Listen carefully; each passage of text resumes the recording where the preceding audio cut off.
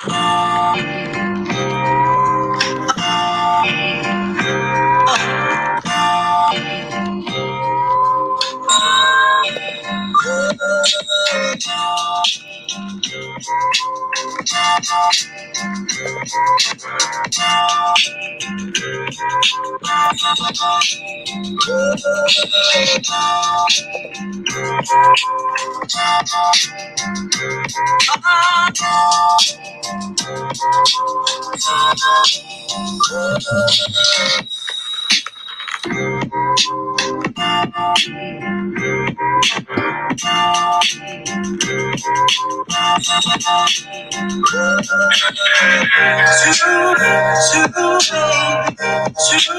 kiss my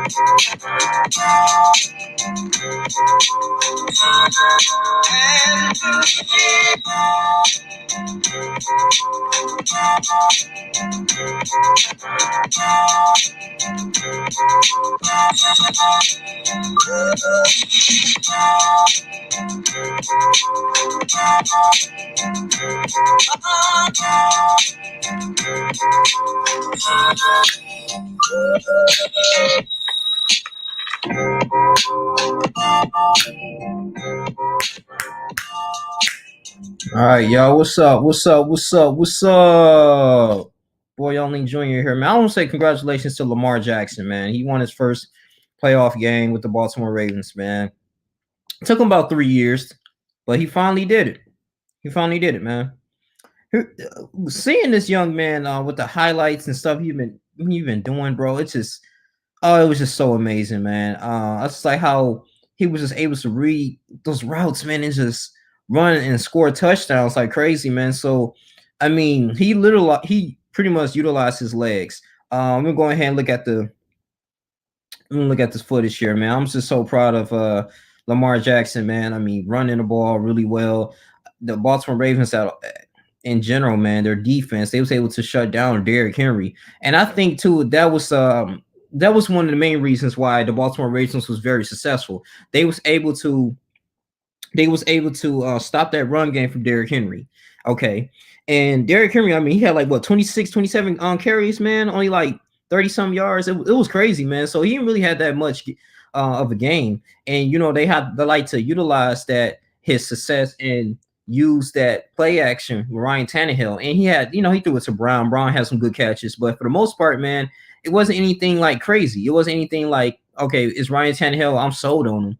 I mean, yeah, I respect him, everything he has done for the Tennessee Titans, but going against a great team, Harbaugh really coached his team really well, did the best he could, man. It was good. It started off a little shaky because they was down 10-0, but Lamar, man, he can find a way to utilize his legs and come up with something, man. Come up with a game plan it and start winning, man. He threw that one interception to Malcolm Butler, and I was just like, oh god, that was kind of bad. So we're gonna look at some of the highlights too. I'm gonna actually see what these commentators talking about, man. So you know, stop throwing shade at his name, man. He did good, bro. He did good. Let's see what this is talking about right here.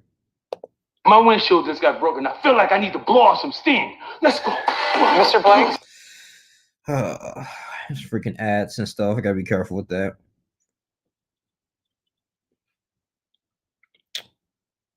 All right, I think the commentator's talking about. I don't think it's a.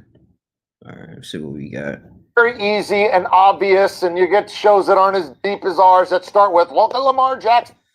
The offensive lineman from Tennessee not allowing them to get to the second level to their linebackers. When you look at some of the highlights, either the defensive linemen were disruptive at the line of scrimmage or their linebackers were flowing. They had clean jerseys flowing to the football. That's the best recipe to have success against a supreme athlete in his own.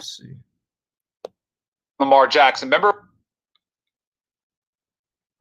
that can separate the way Lamar Jackson separates from NFL defenders, especially at the quarterback position. Maybe some running backs, but not since Michael Vick have we seen a quarterback be able to make defenders in the NFL look as foolish as Lamar Jackson does. So maybe you don't have to be an elite level passer, even though you do get that at times because he's able to run the ball so much and because their team is able to run the ball so much.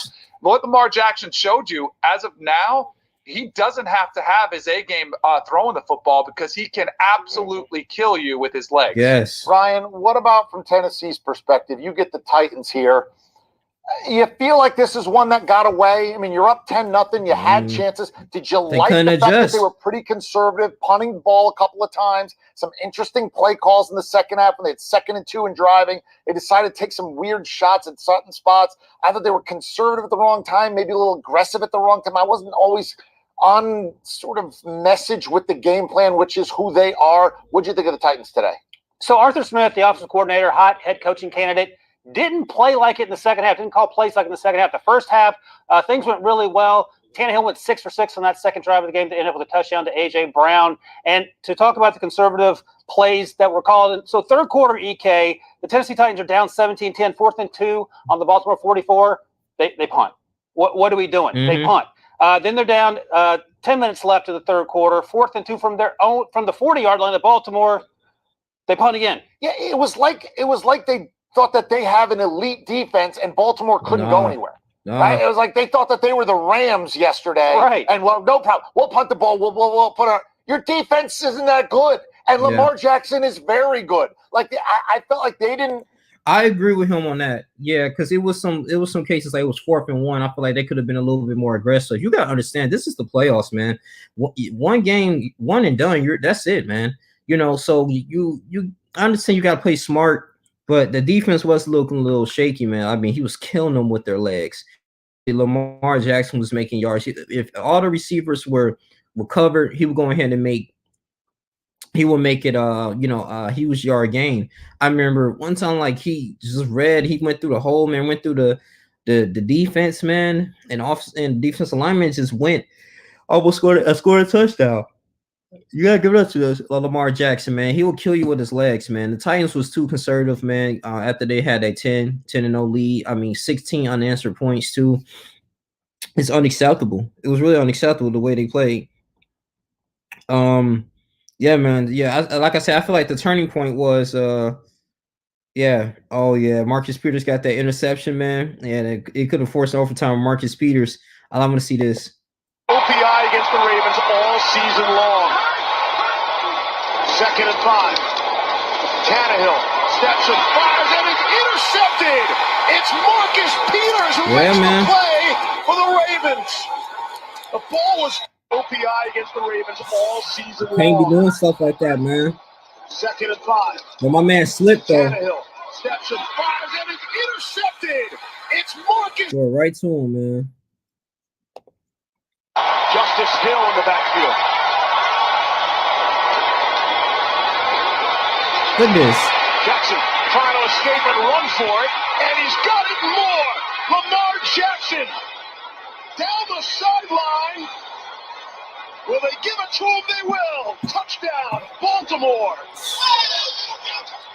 And just like that,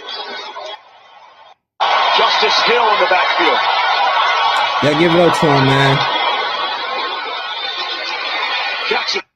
Trying to escape and run for it, and he's got it more. Man, my man missed too. Down the sideline.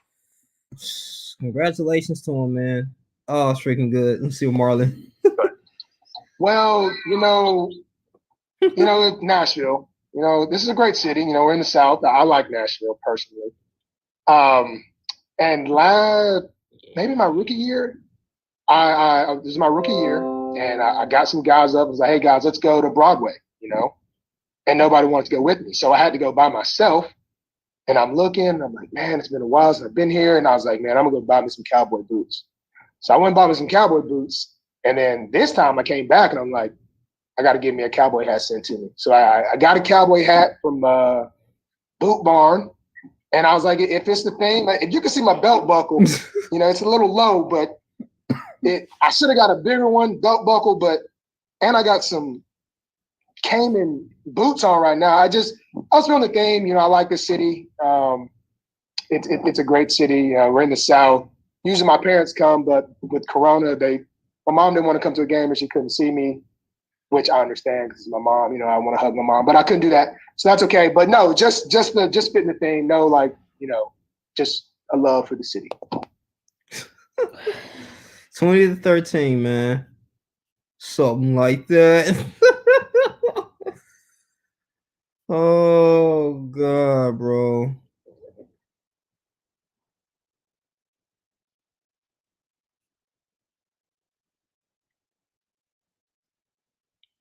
Congratulations, young man. I dropped back. They zoned it. The guys was at the numbers. They had the spy, the QB spy on me. Austin Manager did a great job. I seen the lane. I took advantage of it. And, it was out to the race. And it just happened to be a touchdown. Yeah, it was. He read it well, real well. We gave a game ball to Lamar and really the whole team, backing him up and having his first playoff win, and many of our guys' first playoff win. Chuck Clark talked about that and others. So just proud of these guys. It's something that's very it's very meaningful because of the type of game it was, how hard fought it was, and now we're looking forward to the next one. We gave a game ball to Lamar. I hope they win too, man. Depends. Like I said, if the Browns win, they may have to go against the Chiefs. If I'm not mistaken, the Steelers win, they go against the Bills. Go against the Bills. But I'm really happy for this young man, man. He finally got it, man. He been receiving a lot of criticism saying like, oh, he can't win, he can't throw. I mean, don't get me wrong. I mean, I was like, dang, will Lamar Jackson actually like he's the youngest person in the playoffs like this, youngest player to, the rush as many touchdowns he can, he's comparable to Michael Vick. I'll say that. I know Michael Vick is a Hall of Famer. And I mean, if he only thing he's missing is the crown, man. It's the ring. He never won a championship in high school, college, So this will be something great for him, man. I already knew that he was gonna be a stud when he was playing with Louisville. I already knew that, bro. Like, I was like, okay, all right, bro. Like, you know what I'm saying? So he's gonna be great, man. So I think he's gonna do really good, really good. He's gonna be good, man. I'm proud of him. He finally won. He finally did something great, man, in defeating the Tennessee Titans. But we're growing with these Titans, man. They was playing so conservative, bro. Just not going for it on fourth down, bro, and just pretty much giving the Baltimore Ravens chances after chances after chances, man. Like, what are y'all doing, bro? Like, y'all at home, y'all gotta go out here and go for this, man. Like, this is the playoffs. Like, it's crazy. So, but it's good. Hollywood Brown had a good job, had a good game. These people was going great, man. Snead did good. Andrews, the tight end. Shoot, there goes physical. Yeah. Physical. Yeah.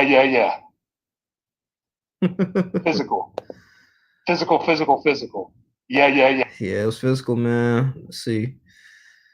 Yeah. Good game. We'll check something.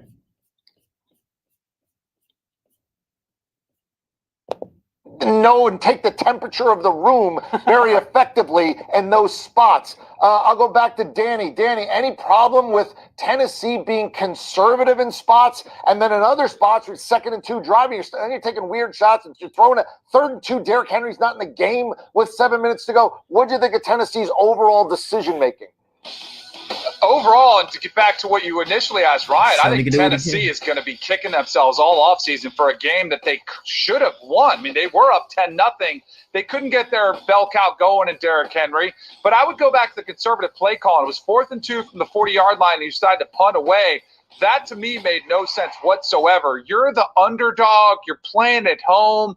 You're supposed to have this back that's supposed to be and he is. He's an incredible running back. You've got to be able to put that on your offensive line, even though they had such little success. Or you put it on Arthur Smith, who's supposed to be this brilliant play caller, this up-and-comer who's getting mentioned for, head coaching opportunities. have him dial up his best play. All you need is 2 yards there to keep that drive. Instead, they punted away, and I know they got the ball back, but to me, just mixed throughout, it wasn't there. They also had some bad luck with having Corey Davis there at the end, not being able to play due to injury. His helmet was taken away, so that didn't help them at all. But to me, man, this Titans team is going to be kicking themselves from a missed opportunity. Yeah, it felt like they put it on their defense sometimes. Yeah. Didn't put it on 22 when that's not the strength of the team. The strength of the team is 22. B-Mac, give me the player's perspective after the game. Baltimore didn't shake hands. Lamar Jackson sprinted in the locker room. Marcus Peters, doing Marcus Peters things, whooping, barking, and then eventually getting in there. Big deal, small deal, or no deal? This is a big deal for me because I think we have a new rivalry in football. And usually, EK, when we talk about rivalries in the NFL, we talk about two teams that play in the same division. These teams do not play in the same division, but they dislike each other. The coaches don't like each other. Remember the first meeting, the coaches basically almost got into a verbal spat at the beginning of the game and clearly didn't have a nice, friendly handshake at the end of the game. So these players don't like each other, and I love it. I love seeing a different narrative when it comes to rivalries in the National Football League. It feels like watching this game and looking at the flow of the game, it reminded me of the old Baltimore Ravens, Pittsburgh Steelers matchup. Physical, dominating performances from both sides. They didn't really try to fool you or trick you. They just played my man is better than your man type of football. And that has been the storyline for these two teams over the last, 3 matchups. They're just playing bully type football. And today, the Ravens, they were the bigger bully on the football field. All right, Ryan, you're the chairperson of the Buffalo Bills, whether it's your fan club, the team president, anybody who loves the Bills. If Pittsburgh wins, you play Pittsburgh. If Cleveland wins, you play Baltimore. Who are you rooting for in that game? You're rooting for the Steelers. You'd rather play the Steelers than the Ravens, even though the Steelers had the better record, better team, that kind of thing. You think right now you'd rather avoid Baltimore and play Pittsburgh? We gave Baltimore a hard time because the last 5 weeks they hadn't played anyone, quote unquote. They played someone today and put a whooping on them. And to B-Mac's point about that rivalry now, if you're the Titans, and people used to tell me this all the time when I get dunked on in basketball, don't get mad, get better. So that's something they have to think about. As for the Bills, you just whooped up on the Steelers a few weeks ago. Are the Steelers different after their game against the Colts? We'll see tonight. But I think if you're Buffalo, you don't want any part of Lamar Jackson. You don't want any part of that defense, even though you have Josh Allen, who arguably had a real case for the MVP after Aaron Rodgers. But I think Pittsburgh, you feel much more comfortable matching up against, whereas the Ravens, after they put to bed that 5-game, we didn't play anybody nonsense. There you go. Well said. Well done, gentlemen. Certainly appreciate that. Let's take a look and see exactly where we are. Again, this is not like your NCAA tournament bracket, the pool that you fill out at work. This is a lowest remaining seed thing. So, as we mentioned, if the Steelers win, they go to Buffalo. If Cleveland wins, they're going to Kansas City. You know exactly where we are right now in terms of who plays who as we enter into Steelers-Browns on the AFC side. All right, John Harbaugh. That's it. Success is Okay.